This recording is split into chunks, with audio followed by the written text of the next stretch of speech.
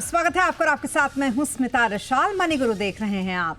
भारत में पैसिव निवेश का क्रेज तेजी से बढ़ रहा है। एक तरफ जहां म्यूचुअल फंड इंडस्ट्री के एयूएम में पैसिव फंड की जो हिस्सेदारी है वो 17% हो गई है, वहीं दूसरी तरफ ईटीएफ और इंडेक्स फंड में रिकॉर्ड तोड़ इनफ्लो यानी कि निवेश देखने को मिल रहा है। यानी कि पैसिव फंड में कम खर्च और आसान निवेश का जो फॉर्मूला है वो निवेशकों को खूब भा रहा है।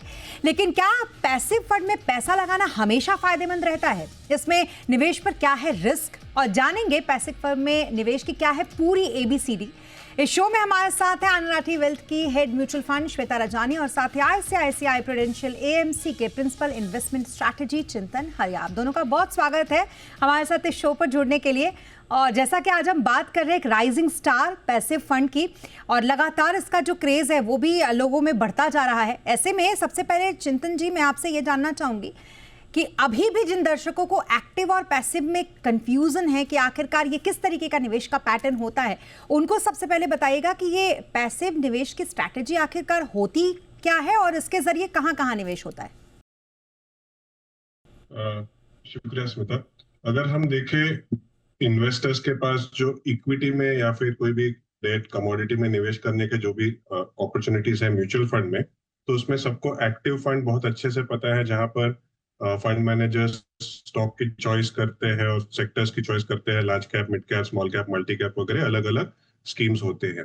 वैसे ही एक्टिव के साथ साथ अभी पैसिव भी, जैसे कि आपने कहा, काफी प्रचलित हो रहा है। 12 लाख करोड़ के आसपास का एयूएम हो चुका है वहां पर पैसिव में। पैसिव का मतलब होता है जहां पर फंड मैनेजर खुद चॉइस नहीं कर रहे हैं स्टॉक्स की। वहां पर एक इंडेक्स होता है और वो इंडेक्स का जो कॉन्स्टिट्यूएंट्स होता है, इंडेक्स के जो स्टॉक्स होते हैं, वो इंडेक्स के स्टॉक्स के हिसाब से, उनके वेट के हिसाब से, जो एएमसी एसेट मैनेजमेंट कंपनीज या म्यूचुअल फंड्स जो होते हैं, वो इंडेक्स फंड्स या ईटीएफ उसके ऊपर रन करते हैं।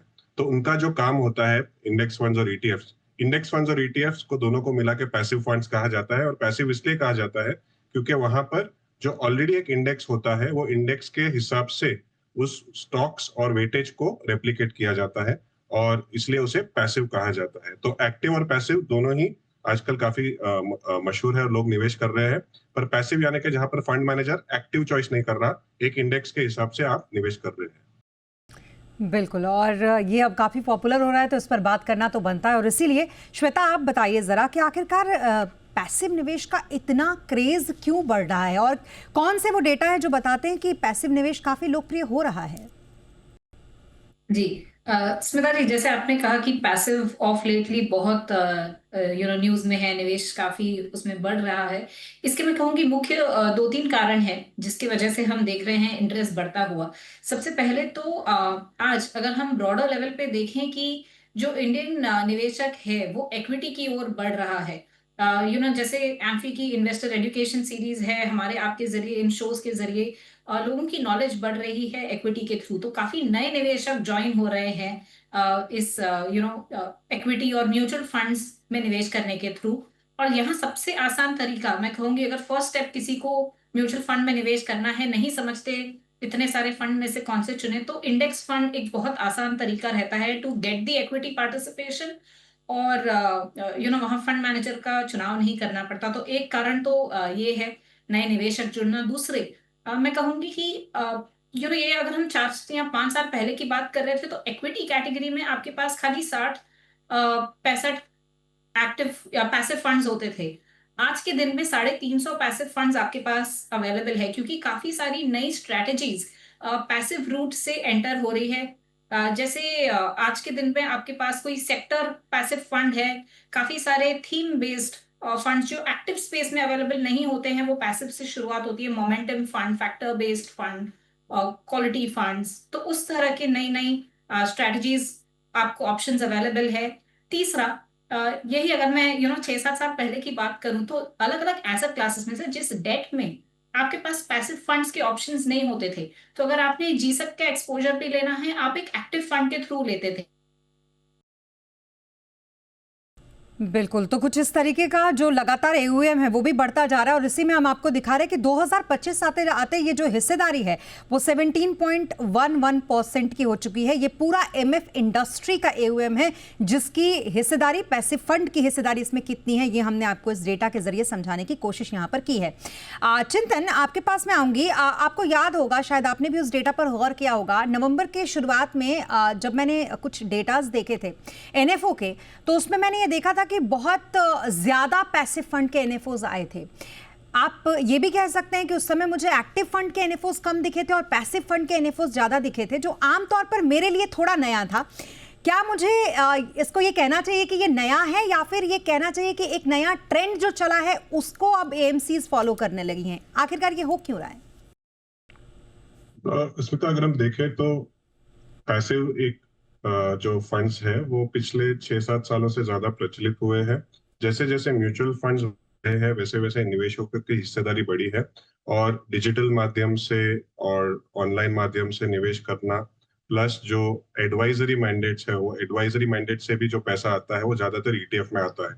तो क्योंकि एक डिमांड क्रिएट हुई है ईटीएफ या जो फोकस है वो भी बढ़ रहा है। बिल्कुल, तो चिंतन अपनी बात यहाँ पर पूरी कर रहे थे। आपसे भी मैं यही जानना चाहूंगी, लेकिन चिंतन एक बार पहले अपनी बात पूरी कर लीजिए जो आप कह रहे थे। यस, तो अगर हम देखें तो आपने जैसे कि कहा पिछले 3 टोटल पैसिव इंडस्ट्री में आज करीबन 530 फंड्स है, इंडेक्स फंड्स और ईटीएफ्स, और वो पिछले 3 सालों में करीबन 280 से 300 पिछले 3 या 4 सालों में लॉन्च किए गए। तो ज्यादातर जो लॉन्चेस हुए पैसिव में वो इस वजह से हुए क्योंकि जितने भी एएमसीज है उनके पास पैसिव के प्रोडक्ट्स नहीं थे, डिमांड वहां पर आ रही है, तो सभी अपने पास एक पैसिव का बुके रखना चाहते हैं और इसीलिए आप देख रहे हैं कि ज्यादातर एनएफओस जो आ रहे हैं वो पैसिव में आ रहे हैं। एक्टिव में भी आ रहे हैं पर पैसिव में बहुत ज्यादा एनएफओस आ रहे हैं क्योंकि सभी वहां पर अपना एक बड़ा बुके बनाना चाहते हैं। बिल्कुल, और ये अब क्लियरली दिखने भी लगा है। लेकिन श्वेता, एक और चीज़ जो हमने देखी इस बार एमफी के डेटा में, तो खैर थोड़ी बहुत ही बढ़त रही, लेकिन पिछली बार आपको याद होगा गोल्ड ईटीएफ में क्या गजब की बढ़त हमने देखी थी और लगभग वो टॉक ऑफ द टाउन भी बन चुका था जिस तरीके की बढ़त गोल्ड ईटीएफ ने की। फिर भी मैं सिर्फ गोल्ड ईटीएफ की तो बात यहाँ पर नहीं कहूँगी, मैं तो पूरे ईटीएफ के पूरे इस स्पेस की बात कहूँगी कि ईटीएफ और इंडेक्स फंड में ये जो रिकॉर्ड निवेश इन दिनों आ रहा है, इसका कारण क्या है, इसका रीजन क्या है? जी, जैसे चिंतन जी भी बता रहे थे कि काफी सारे जो एनएफओज आ रहे हैं वो इसी स्पेस में आ रहे हैं। पिछले साल में खाली इक्विटी एज अ कैटेगरी में हमने करीबन 90 से 100 नए फंड्स देखे जो पैसिव कैटेगरी के फंड्स थे, और वहां पर भी काफी नई नई स्ट्रेटजीज आ रही हैं, जैसे मोमेंटम 30, क्वालिटी फंड। ये सारे आपको एक्टिव स्पेस में इतनी नहीं मिलते जितने पैसिव में मिल रहे हैं। ये एक कारण है कि नया पैसा यहाँ आते हुए दिख रहा है। डेट का काफी पैसा, मैं कहूंगी जो पहले एक्टिव डेट फंड्स में जाता था वहां अब वो पैसिव रूट से निवेश हो रहा है जितना भी हो रहा है, क्योंकि वो एक बहुत कॉस्ट सेंसिटिव कैटेगरी होती है आपकी। इक्विटी में तो खैर एक्टिव फंड्स हैं, वो एक्स्ट्रा परफॉर्मेंस दे देते हैं, लेकिन डेट में कॉस्ट सेंसिटिव पैसिव फंड्स में काफी पैसा जा रहा है। और कमोडिटीज जैसे गोल्ड, सिल्वर, यहाँ तो हमने रिकॉर्ड एलोकेशंस देखी है। गोल्ड ईटीएफ में भी पहले आपके पास ऑप्शन होता था सोवरेन गोल्ड बॉन्ड फंड का, लेकिन क्यों वो बंद हो गया है, तो सारा पैसा ईटीएफ्स के थ्रू निवेश हो रहा है, और वो given the global volatility demand, तो ज्यादा करके पैसा ईटीएफ या गोल्ड ईटीएफ्स में गया है, और बाकी सारे मैं कहूंगी इंडेक्स फंड्स में गया है। ईपीएफओ इंस्टीट्यूशंस की एलोकेशंस टुवर्ड्स इक्विटी बढ़ रही है, और उस कारण से भी वो पैसिव स्पेस में निवेश करते हैं। और ये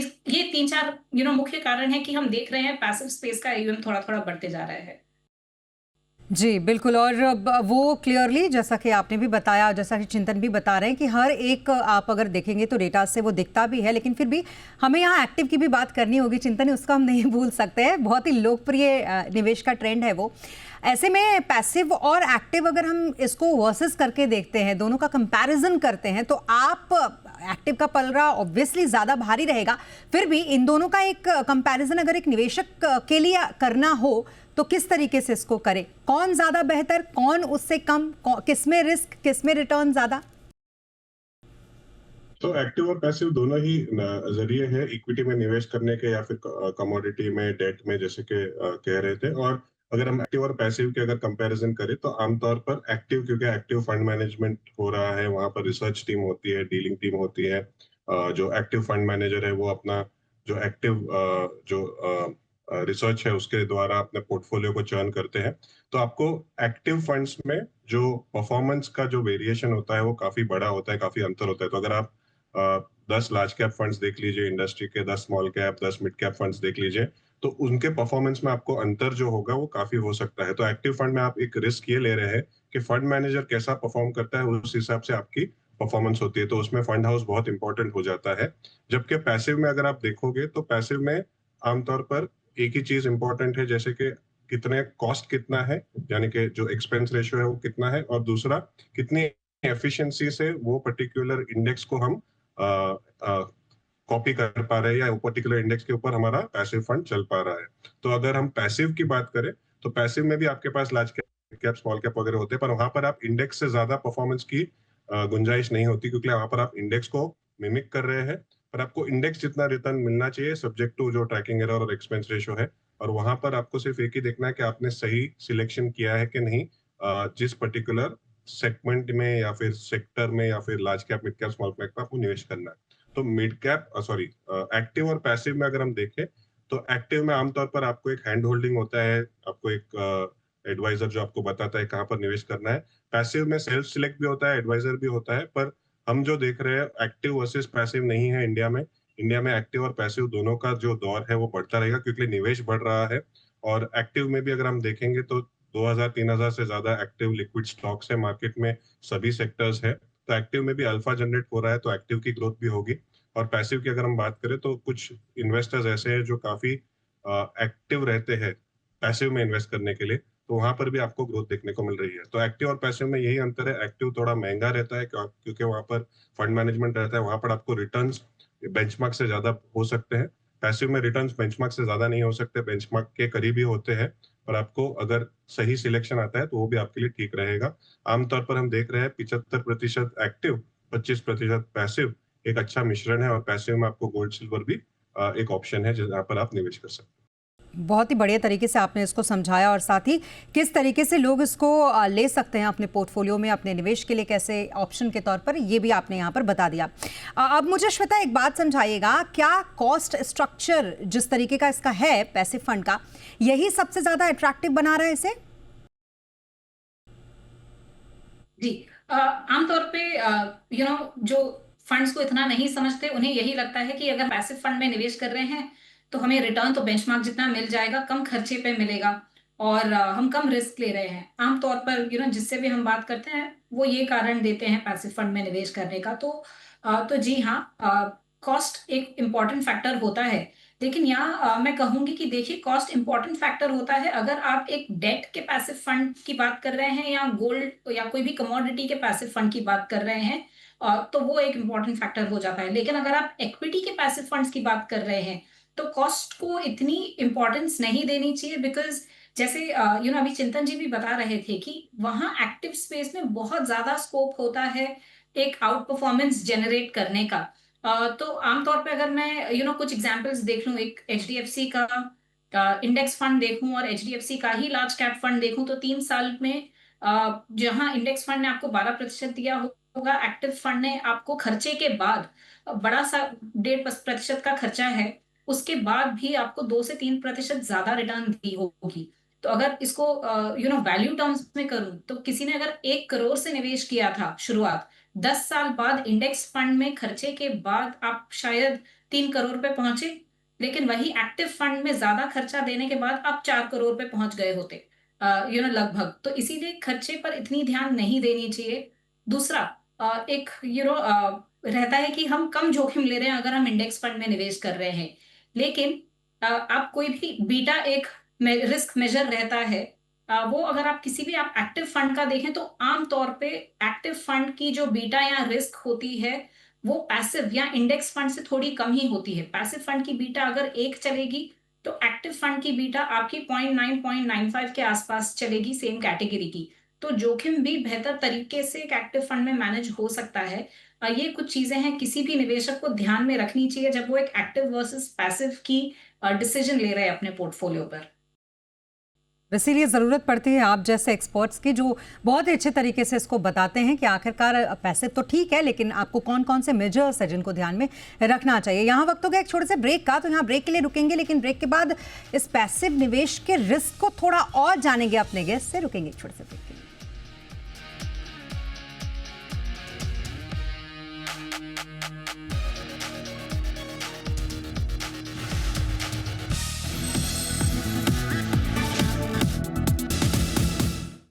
ब्रेक के बाद एक बार फिर आपका स्वागत है। पैसिव फंड में निवेश का बढ़ता क्रेज और साथ ही क्या होती है इस फंड में निवेश की पूरी एबीसीडी ये बताने के लिए हमारे साथ दो खास मेहमान लगातार बने हुए हैं। हमारे साथ श्वेता रजानी इस वक्त है और साथ ही हमारे साथ चिंतन हारिया इस वक्त है। चिंतन, आप जरा ये बताइएगा, क्योंकि ये जो फंड होते हैं ये इंडेक्स को फॉलो करते हैं, तो मार्केट गिरता है तो फिर ये फंड भी गिरते हैं, ऐसे में रिस्क तो है। किस तरीके के और रिस्क इस फंड से जुड़े हुए होते हैं? तो इक्विटी का जो बीटा रिस्क है वो तो है ही। अगर जैसे कि आपने कहा मार्केट गिरता है तो ऑब्वियसली ये फंड्स भी गिरेंगे, मार्केट जितना ही गिरेंगे क्योंकि मार्केट को मिमिक करते हैं। उसके अलावा अगर रीबैलेंसिंग के वक्त, यानी कि ऐसा नहीं है कि सभी स्टॉक्स इसमें हमेशा सेम रहते हैं। हर 6 महीने में जो इंडेक्स प्रोवाइडर है वो इंडेक्स को चेंज करते हैं, स्टॉक्स को चेंज करते हैं, क्योंकि हर एक इंडेक्स का एक मेथोडोलॉजी रहता है, हर एक इंडेक्स का एक पर्टिकुलर मेथड के हिसाब से उसमें स्टॉक्स चेंज होते हैं। अगर वो रीबैलेंसिंग के वक्त सही से रीबैलेंसिंग नहीं हुई तो वहां पर एक ट्रैकिंग एरर या ट्रैकिंग डिफरेंस जो होता है, यानी कि आपने सही तरीके से इंडेक्स को फंड में नहीं आप कॉपी कर पाए या ले पाए, तो वो भी एक रिस्क बना रहता है। इसलिए जो भी फंड हाउस है वो एफिशिएंटली इसको मैनेज करे। तो बस ये दो रिस्क मेन रिस्क है। एक तो जो बीटा रिस्क आपने कहा मार्केट के साथ उतार चढ़ाव होगा क्योंकि ये पैसिव फंड है, और दूसरा जो अगर हम सही तरीके से इसको मिमिक नहीं कर पाए या कॉपी नहीं कर पाए इंडेक्स को, तो इंडेक्स का जो रिटर्न है उससे इन्वेस्टर का रिटर्न अलग हो सकता है, और ये एक बड़ा रिस्क हो सकता है अगर ये सही से मैनेज नहीं हुआ। तो मार्केट का रिस्क तो हम नहीं मैनेज कर सकते, पर as an asset management company जो रीबैलेंसिंग का रिस्क है वो हम एक अच्छे जो प्रोसेसेस है उसके साथ उसको कंट्रोल कर पाते हैं। जी, और श्वेता, इनिशियली तो हमने देखा कि पैसिव फंड में निवेश जो है वो अच्छा खासा आया, लेकिन जैसा कि हमको पता है कि ये मार्केट ड्रिवन होता है और उसका पूरा इम्पैक्ट मार्केट के वॉलेटाइल होने का इस फंड के ऊपर भी पड़ता है। क्या यही वजह रही कि इन दिनों थोड़ा सा धीमा हुआ है इसमें निवेश आना? जी, देखिए, सबसे पहले तो मैं कहूंगी कि ओवरऑल भी अगर हम देखें एक्टिव स्पेस में भी अगर हम देखें तो अक्टूबर के महीने में हमने थोड़ी सी गिरावट देखी नेट फ्लोज में, जहां पर हम 30-35 हजार तक के नेट फ्लोज देख रहे थे एक्टिव स्पेस में। वहां अक्टूबर में गिरावट हुई थी, तो एक ओवरऑल लेवल पे थोड़ा सा मैं कहूंगी कि ठंडा रहा है flows in the equity funds. तो उसी तरह से पैसिव फंड्स में भी हमने थोड़ी गिरावट देखी। सेकंड, पिछले 2-3 महीनों में हम जो ईटीएफ्स में, गोल्ड ईटीएफ्स में देख रहे थे, काफी बड़ी एलोकेशन गोल्ड और सिल्वर ईटीएफ्स में आ रही थी, एंड पोस्ट दिवाली वो भी थोड़ी कम होती दिखी। तो इंटरेस्ट इन कमोडिटी ईटीएफ कम हुआ, उस कारण से भी हम एक कम फ्लोज वहां देख रहे हैं। तीसरी चीज, जो एनएफओज थे, पिछले कुछ दिनों में एनएफओज पैसिव स्पेस में कम आए हैं। तो ये भी तीसरा कारण है कि हम थोड़ा फ्लोज देख रहे हैं। बट मैं कोई कंक्लूसिव एक महीने के फ्लोज से नहीं डिराइव करूंगी कि पैसिव में इंटरेस्ट ही कम हो रहा है। वो नहीं है, बस ओवरऑल थोड़ा सेंटिमेंट मूव कम हुआ है। नहीं, बिल्कुल, वो तो बिल्कुल भी नहीं है, और इसीलिए आज हम इस पर बात भी कर रहे हैं। जिस तरीके का ट्रेंड इसका हम देख रहे हैं वो ये बताता है कि फिलहाल ये राइजिंग स्टार तो है और उस पर बात करनी चाहिए। चिंतन, मुझे ये बताइएगा, अगर किसी को long term point of view से इन्वेस्टमेंट करना है तो क्या पैसिव फंड एक बेस्ट ऑप्शन हो सकता है? किस तरीके के निवेशकों के लिए ये एक बेहतरीन ऑप्शन है? तो अगर हम देखें सभी निवेशकों के लिए पैसिव फंड होने चाहिए उनके पोर्टफोलियो में। गोल्ड और सिल्वर की तो हमने बात की है, वो तो डेफिनेटली होने चाहिए। कितनी मात्रा में हो वो आपके एडवाइजर के साथ आप एसेट एलोकेशन कर सकते हैं। गोल्ड और सिल्वर के अलावा भी कभी कभी अगर हम देखें तो जो स्मार्ट बीटा में बहुत सारे अच्छे प्रोडक्ट्स आ रहे हैं। मिड कैप में मोमेंटम क्वालिटी, स्मॉल कैप में मोमेंटम क्वालिटी, अल्फा लो वॉल, बहुत सारे ऑप्शंस है जहां पर आप निवेश कर सकते हैं, जहां पर आपको जो फैक्टर दिए गए हैं उस हिसाब से स्टॉक्स के जो बदलाव है, स्टॉक्स के चयन होते रहते हैं। तो वहां पर एक एक्टिव फंड मैनेजर जो जैसे सोचते हैं कि हमको वैल्यू में स्टॉक्स ढूंढने हैं और फिर वो वैल्यू स्टॉक्स लाते हैं, वैसे ही पैसिव में भी अगर आप देखोगे तो क्योंकि मेथोडोलॉजी होता है तो एक पर्टिकुलर यूनिवर्स सेट किया जाता है और वहां पर आपको एक अपॉर्चुनिटी मिल जाती है। तो क्योंकि इतने सारे प्रोडक्ट्स अभी अवेलेबल है पैसिव में, तो आप एक पूरा पोर्टफोलियो भी बना सकते हैं पैसिव के साथ साथ। सो आपका जितना अंडरस्टैंडिंग और नॉलेज है पैसिव में, उससे अगर आप उसको पूरा अप्लाई करेंगे तो पैसिव में भी पूरा प्रोडक्ट बन जाएगा। पर इंडिया क्योंकि एक ग्रोइंग मार्केट है, डेवलपिंग मार्केट है, इसलिए हम वापस कहना चाहेंगे कि एक्टिव और पैसिव दोनों का मिश्रण होना चाहिए। हमने ये देखा है पिछले 20 सालों में कि जब मार्केट बहुत तेजी में होती है तो जो स्मॉल कैप और मिड कैप और इवन माइक्रो कैप जो पैसिव प्रोडक्ट्स होते हैं, क्योंकि सभी तरह के स्टॉक्स बढ़ते हैं, तो आपको तभी तेजी की मार्केट में स्मॉल कैप माइक्रो कैप बहुत अच्छा करता है relative to maybe an active fund. और मंदी की मार्केट में स्मॉल कैप माइक्रो कैप, क्योंकि वहां पर कोई रिस्क मैनेजमेंट नहीं होता पैसिव फंड में, तो अगर मंदी की मार्केट आती है तो स्मॉल और मिड कैप में आपको ज्यादा उसमें पैसिव में हर्ट हो सकता है। तो अगेन एडवाइजर जरूरी है अगर आपको एक पर्टिकुलर पोर्टफोलियो बनाना है, पर एक्टिव और पैसिव दोनों होना चाहिए। पैसिव के साथ भी आप आपका पूरा पोर्टफोलियो बना सकते हैं, पर जो रिस्क और रिवॉर्ड है और जो उनकी जो बारीकियां है आपको शायद पूरी तरह से समझ में ना आए, तो एक एडवाइजर की जरूरत है जिससे आपको पूरा फायदा मिल सकता है ये सभी प्रोडक्ट्स का। बिल्कुल, तो लॉन्ग टर्म हो या शॉर्ट टर्म हो, आपका जो भी गोल हो, पैसिव फंड उसमें सूट करता है। हाँ, जैसा कि चिंतन ने बताया कि ज़रूरी है कि एक एडवाइज़र की मदद आप लें ताकि वो सही तरीके से आपको आपके वेल्थ क्रिएशन में मदद कर सके। आप दोनों का हमारे साथ इस शो पर जुड़ने के लिए बहुत शुक्रिया। श्वेता आपका भी और चिंतन आपका भी, और बहुत अच्छे तरीके से पैसिव फंड के इस पूरी ABCD को दर्शकों को समझाने के लिए थैंक यू सो मच। और इसी के साथ मनी गुरु के आज के सेगमेंट में आज के लिए बस इतना ही। आप बने रहें जी बिजनेस के साथ। नमस्कार।